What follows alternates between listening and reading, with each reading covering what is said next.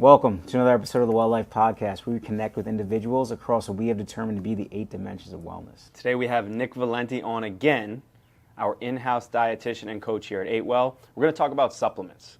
So, right off the top, always throughout my career, any conversation I'm in, at any stage, any kid, any adult, ask me, what should I be taking? What should I have? What should I do? Whey protein, this, that, the third. First off, I want to get your opinion as a dietitian, and just from seeing what you've seen, being an athlete, being at the professional level, working with professional athletes to general people, what's your take on supplementation from just a supplemental perspective? What's your take on supplements? First things first is understanding that a supplement is meant to aid in your diet.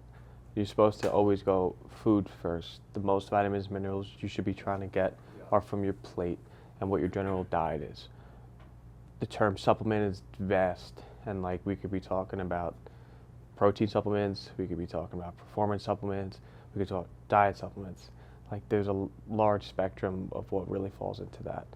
And I'm thinking just generally is if we can get people to understand that food first is overall always the first thing we should think about, and then get into the supplements after, that's a great first step. Yeah. What would you say is a minimum requirement diet-wise for someone to consider supplementation before they look at something specific, right? You're asking specifically what they should try to take, or just general? Yeah, is there we talk Or you're saying what they should be hitting? We talk 80-20, right, for good food, bad food, as you hear that general wellness term of 80% good, 20% you can slack off, right? Is there a certain thing that you look to have in someone's diet before they hit supplements, before they should add something, or are you looking at it more of an aid of if you're not getting enough protein, you can add a whey protein and if it makes it easier? If they have a lot of empty calories, so if they're not getting a lot of vitamins and minerals from their foods, Gotcha. If they're getting a lot of processed stuff that doesn't have those added vitamins and minerals or any additional enhancements to their product. So more on the micronutritional level. Yeah, because supplementing protein is one aspect, and some people supplement carbs for sport specific, but you're not going to really supplement fats unless you're doing some sort of diet like keto. But I think if someone's diet generally has a lot of holes in it, missing a lot of micronutrients and vitamins, is when I would try to step in and try to make some recommendations to fill those holes in their diet. Yeah, I feel that's the almost what needs to be understood about supplementations. That it's almost two-sided, right? There's performance supplementation, and you touched on this, and then a micronutrient aspect that just as humans in our current diet, we probably have holes and depletion in certain areas just because the common American diet, right? The SAD diet doesn't hit these the right ratios or even just hit the right micronutrients that we should have in our body. So there's probably a staple, right, that we could talk through of just take these, right, like a multi, a couple other things, right, that's just going to kind of fill those holes, as opposed to kind of being in the gym and then having that conversation about should I take creatine right now? Should I take a fat burner or something, right? And it's well, okay, let's fill these holes. That can happen on day one, but we shouldn't I love creatine. I think it's really good, right? Or even a protein shake, but it's you're not even eating 2 good meals a day, right? Let's hit your protein your protein consumption from food first. Let's get your workouts in, right? Let's optimize your sleep and you have enough water, and then I can talk to you about performance, right? Because I think that the performance stuff happens first when someone starts working out. It's should I take creatine? It's you started working out last week and you eat 80 grams of protein. Yeah, maybe right? eat a burger first. Yeah, exactly. Have 3 whole meals, and then we can kind of talk about these other things. Yeah, you're right. You definitely have to kind of graduate to it, unless there's specific deficiencies that are apparent. Yeah. Especially in the performance side. But just talking about fat burners specifically, there's a whole scale of fat burners from thermogenics to appetite suppressants to just general stimulants. All of these supplements have such a massive umbrella of what they actually do. And I know that we were talking a little bit before about the goods and bads of the supplement industry. And Yeah, there's marketing, like the marketability and the amount of money, right? Billions. Yeah, put and that's most of yearly it. on Right. so and so created this supplement. You could white label anything. You could make anything. Right there, all these $1 million. Everybody's supplement selling brands that something has now. 27 different influencers promoting their products just because you need to take protein powder, right, or Yeah. something like that. Like, It's very apparent and it's in your face nowadays. Like every time you go on Instagram, you go on TikTok, whatever, Twitter, like there's always somebody spewing about creatine, fat supplements, or just anything. They're just trying to get in front of your face. yeah, even ones, but like, shout out like a name, but Beam. If you've ever seen this Beam Yeah. pack, it's like a nighttime sleep mix. Okay. That's like in a little bag, like right, you scoop it, but like it has like 3 milligrams, like 3 milligrams of melatonin in it. Just dosing the Right, shit out and of just like people, dosing the melatonin. hell, where Yeah. like the baseline human dose should be so much lower, from my knowledge, and like you shouldn't just be freely using and throwing around something like melatonin that's basically a hormone, right? What's your take on that too? I mean, we could get Melatonin, specific, but general, Mm-hmm. good sleep aid. What you said before is what can we do to get them to sleep before we get to that? Can we minimize screen time? Can we try to get them where they wake up a little early in the day and that they actually fall asleep at a normal time? Like, there's so many other things you can hit before you hit the red button. Say, I just need to take a pill to fix this. There's no magic pill. There is no supplement that's going to change your life. Yeah, make up for the holes that you Yeah. already have in your habits. And yeah, melatonin's a great aspect and a great tip. And there are other sleep supplements you can take, like magnesium, and there's a bunch of other stuff. But that's plan B and C, like especially for me. Like I'm not going to be the one that sits down and say, all right, like nice to meet you. Like here's a list of supplements you should take. The only ones that I really put some stock in, and it's just kind of to cover any holes in the diet, or like a multivitamin, maybe like a vitamin D if it's not in the multi, like a probiotic, and maybe some fish oils or some omegas. that's where you'd start. You're saying That is like general. Whatever, If someone was like gun to my head, like what supplements should I take? That. And creatine actually is something that I would Working its way into that. Yeah, just because that it's almost impossible to really get enough creatine in your body to saturate your levels enough for peak performance. Now, are we talking about mom coming in to work out on the weekends, or are we talking about a football player? Like, there's 2 different scales. Yeah. That's everything. And I always make this joke, like one of my professors in school used to be like, you can pass your degree by writing it depends for every question, because there is no simple answer, and it always depends. Yeah. What are some of the real, I guess, current benefits that have kind of been learned about creatine monohydrate, if you would call them out, for not for someone who's an 18-year-old athlete that's looking to maintain or build muscle, right? For someone that's just a general person, why creatine? So creatine is an energy source. So like in your body, you break down carbs, energy sources, creatine, and fats. Creatine is like the quickest and most powerful. Phosphocreatine system. Yeah, the phosphocreatine system is what is that first movement. When you saturate your levels with creatine, it allows to have like that little more in that system that gives you that little more push, that little extra rep. With those little push and that little extra rep, you continue to create hypertrophy and grow and grow. While it's happening, the creatine starts just pumping water into the cells, hydrating the cells, letting them to be healthier and more hydrated. Some good results for cardiovascular health now, good results for cognitive function. They're even doing research into concussion protocols. Yeah. There's a big thing for like the supplements, for a lot of clinical supplements cross over into sport. A lot of sports supplements eventually find their way into clinical. And creatine is one of those things that started solely for sports performance, and now you might even find it in the hospital looking for like cardiovascular disease. It's the world's most researched supplement. And I think it's something that almost everybody should take. Yeah. How about hydration while on creatine? or what is the hydration game? I know that I'm currently taking it now, but I've done like loading phases in the past where I've taken up to 20 grams a day for like a week, and then I'll taper back down to 5. But I feel like I need to intake a significant amount more of water. Like I'm not going to the bathroom as much, and I feel drier in the mouth. And obviously that has to do with electrolytes and whatnot and what I'm intaking because I'm moving around a lot on a daily basis. But what's your take on that? Is it really pulling that significant amount of water, or is that just like through an adaptation period? It's a lot of just the mechanism of how it goes into the cell, but generally the same hydration levels would be close.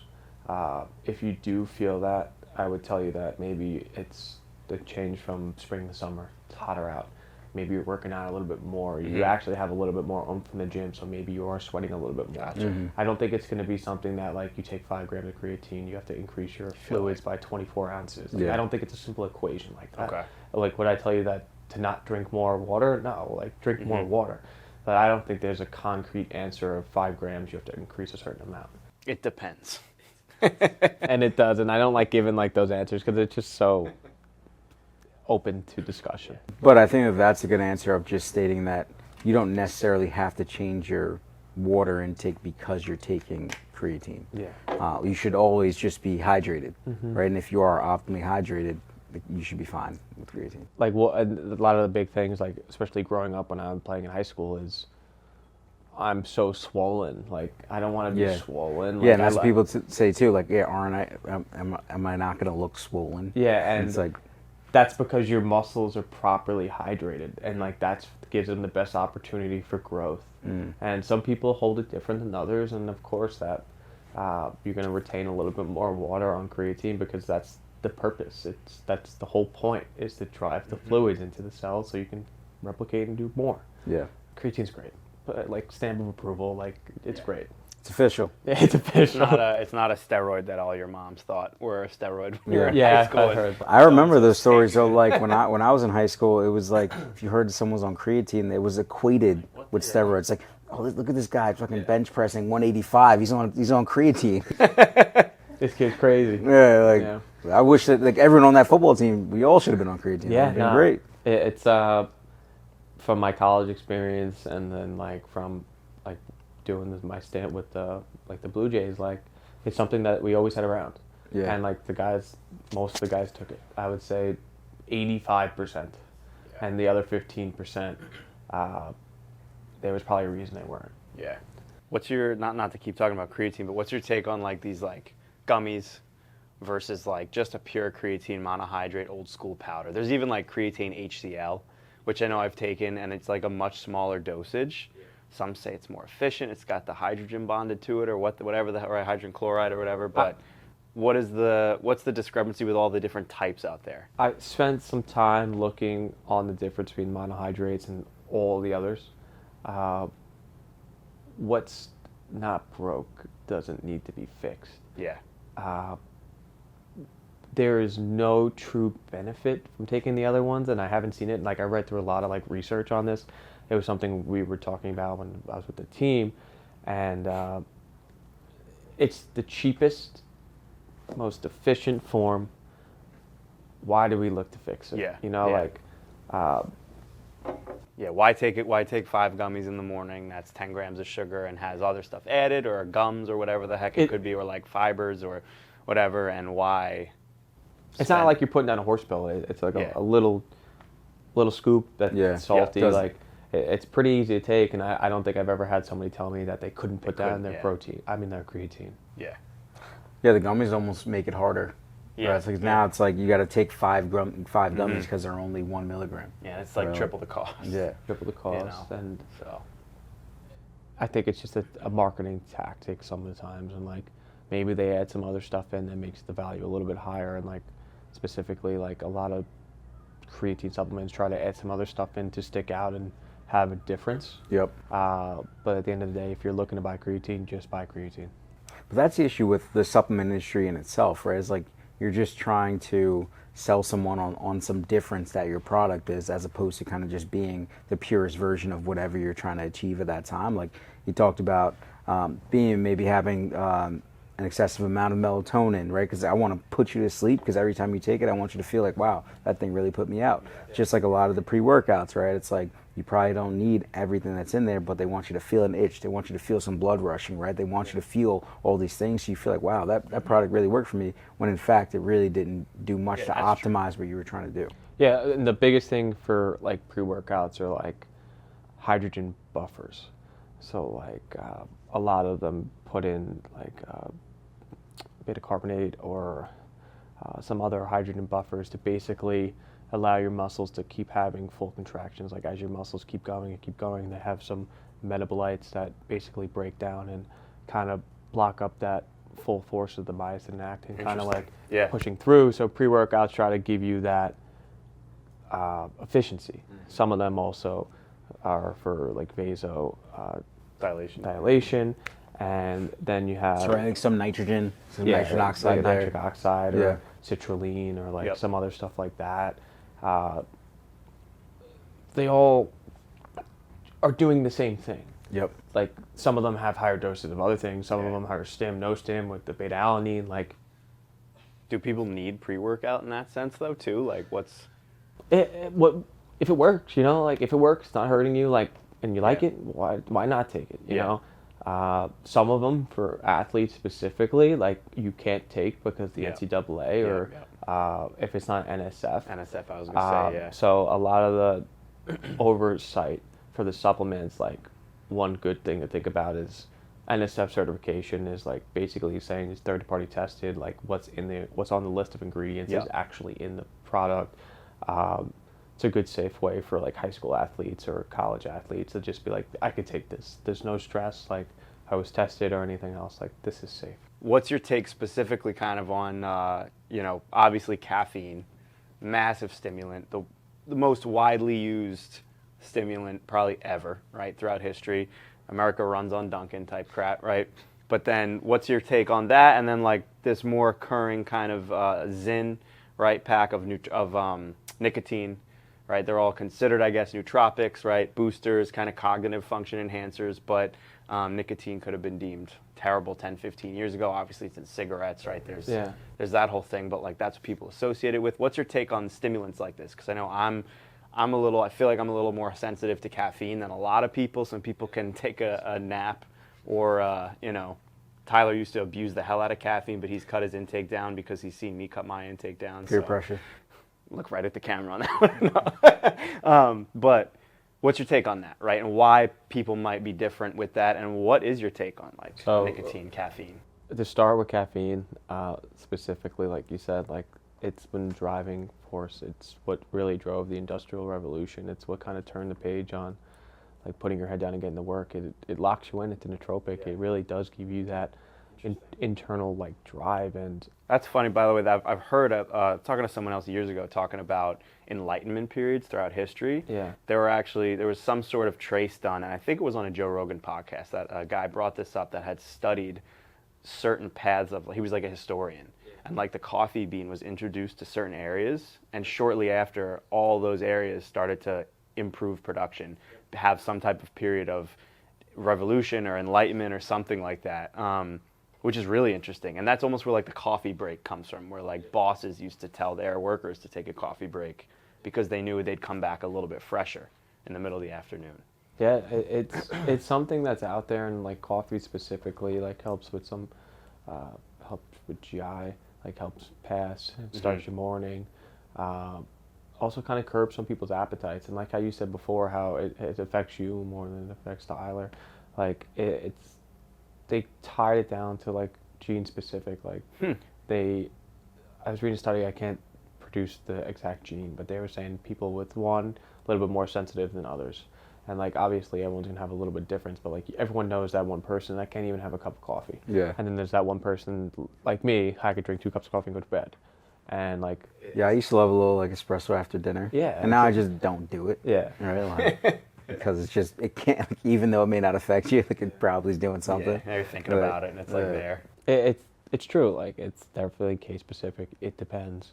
And then for like the nicotine stuff, nicotine is definitely another nootropic option, and it definitely increases alertness and attentiveness.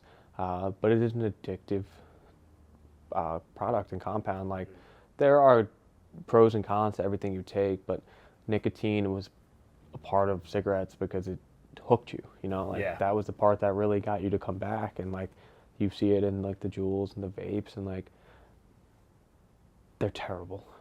The Juuls and the vapes, and like the Zins are another option where it's a little bit less damaging on your health, but it still has some sort of effect, you know. And it's not perfect.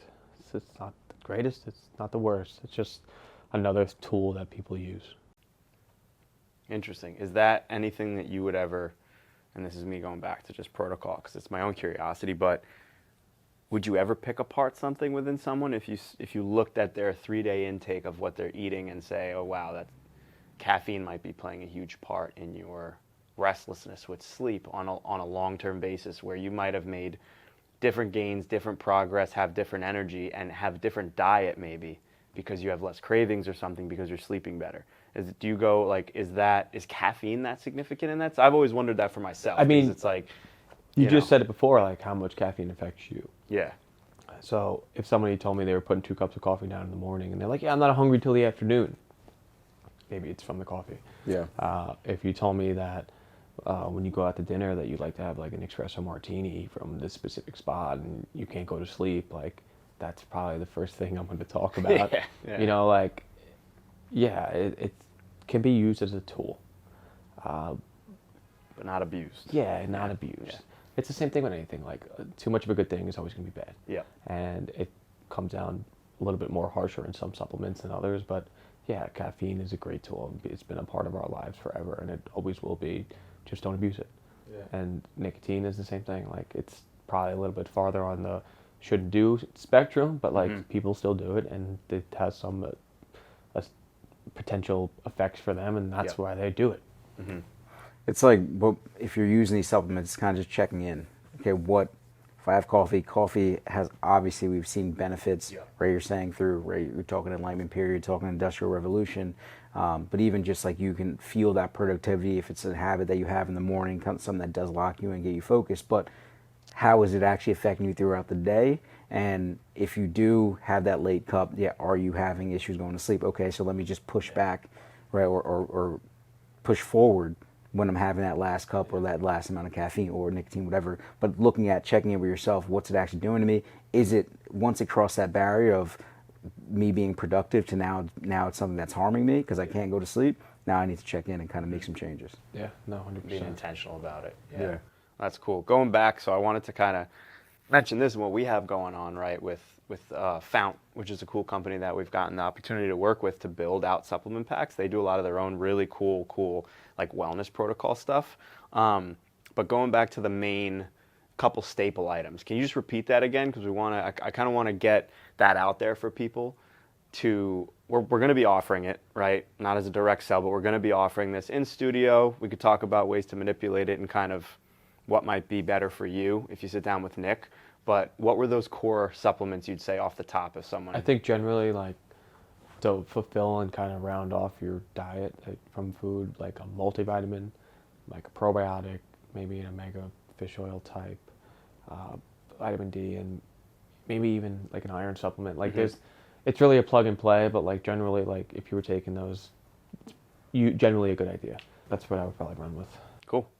Solid. Yeah, I think it's important just to get people, as we kind of started the podcast on, this is more on these are probably the holes that most people have.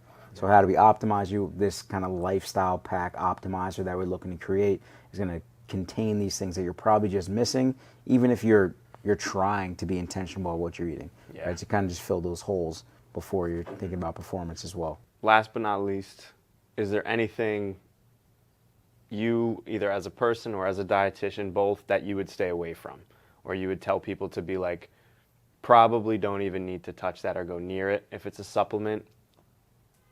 I guess give your take on something like that. If obviously it always depends, like we said, it's like, okay, you're not negative or just useless. Yeah. I would say that, especially for like our population here specifically, or just like having like a younger group, is everybody leans on pre-workouts.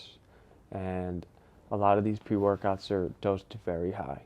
if you buy a pre-workout for the first time, you should take half the recommended. Mainly like the caffeine content. I mean, in that sense, or everything. I- Some have like So, 400 I mean, they're all- milligrams. So they're all like kind of excessive, but like just as like a safe tip, take half the first dose, half the recommended dose the first time, and then if you continue to ease into it. But like I've seen kids that end up throwing up, like they just feel awful. Yeah, Like we've had that lips. here. Someone throwing up after kind Yeah. of taking a pre-workout, not eating anything for breakfast. Yeah.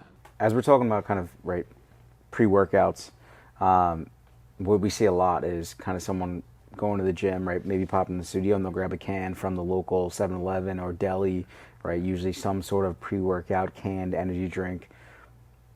We, even starting here, ran through a couple different iterations, but kind of found what we felt was the cleanest solution for that, for someone to have something that's quick. What are your thoughts on kind of those, right? The Bangs, the C4s, right? All those kind of canned drinks, Celsius. Yeah. The biggest thing for me is like the RTDs, the ready drinks, is knowing what you're buying.